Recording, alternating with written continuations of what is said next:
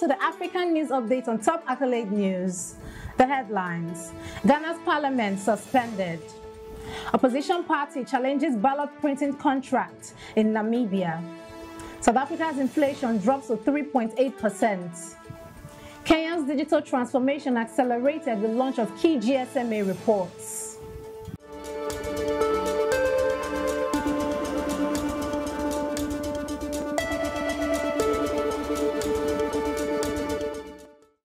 In politics, Ghana's parliament suspended.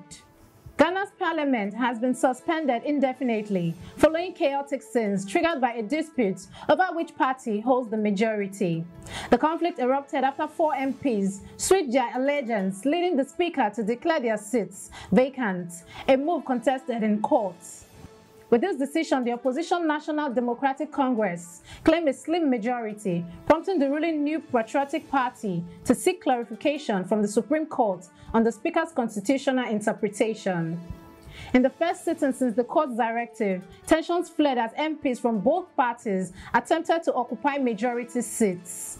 Ultimately, MPP leaders ordered his members to walk out to prevent conflicts, leaving the NDC to celebrate in the chamber.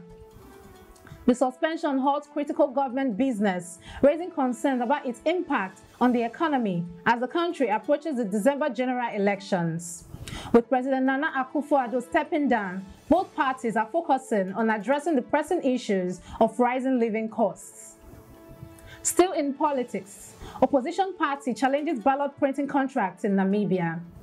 As Namibia gears up for its general election next month, the main opposition party, the People's Democratic Movement, has raised concerns about the contract awarded to South African company Ren-Form for printing ballots.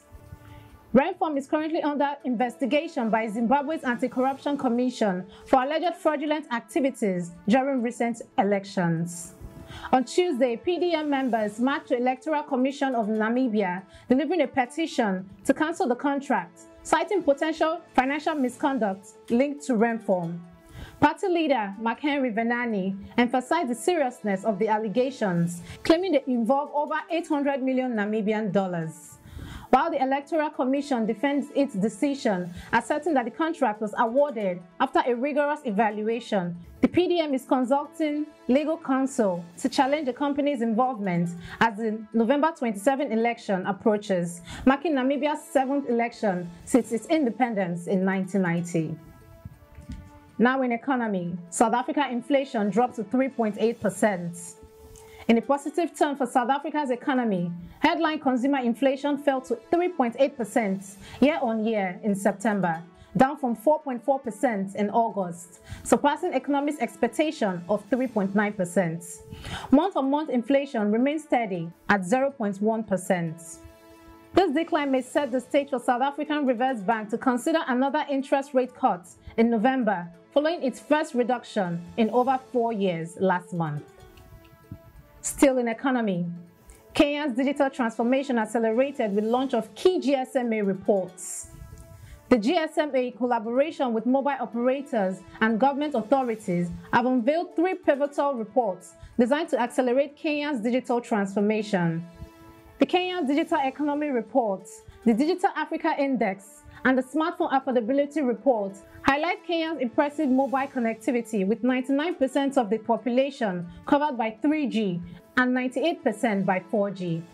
However, challenges remain as over 65% of Kenyans still lack internet access despite this coverage. GSMA's Angela Wamola emphasized the potential of increased foreign investment in key sectors like agriculture and transport by improving digital infrastructure. The report proposed critical policy recommendations to boost the mobile sector, including reducing taxes on devices and services, aiming to enhance connectivity and solidify Kenya's status as a digital leader in the region. You are watching the African News Update on Top Accolade News. Do stay with us. Still to come.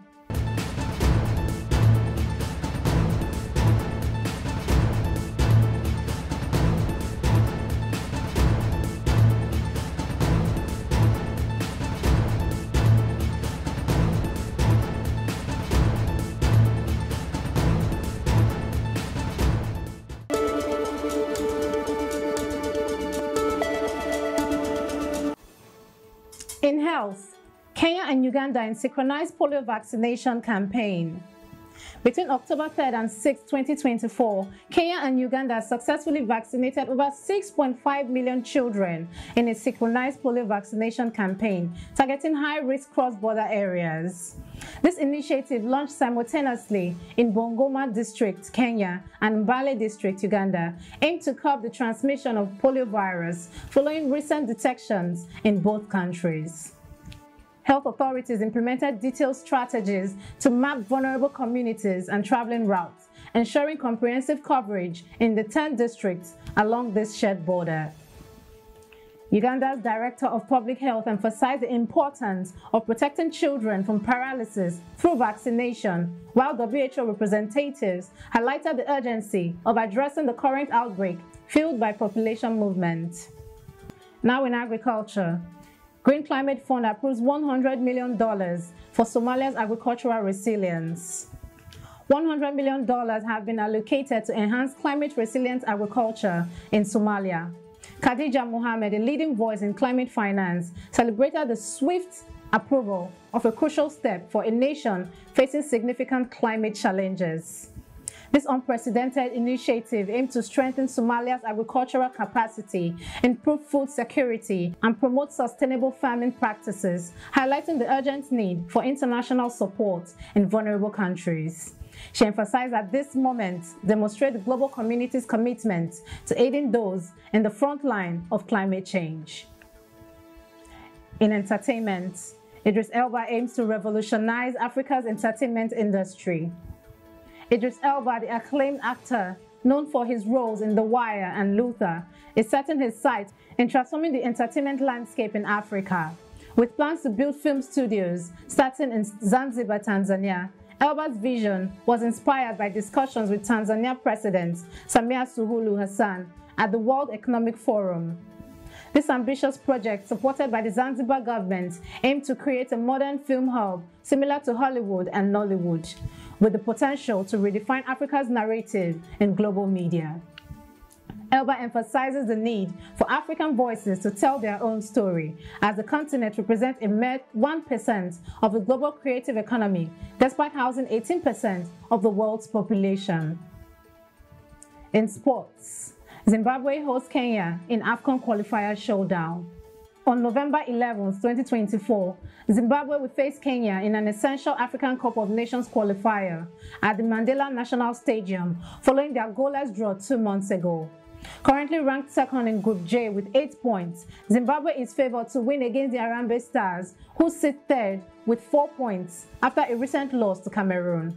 Both teams are eager to secure a vital 3 points. Zimbabwe aims to solidify their path to the 2025 AFCON, while Kenya needs to win both of their remaining matches to keep their hopes alive.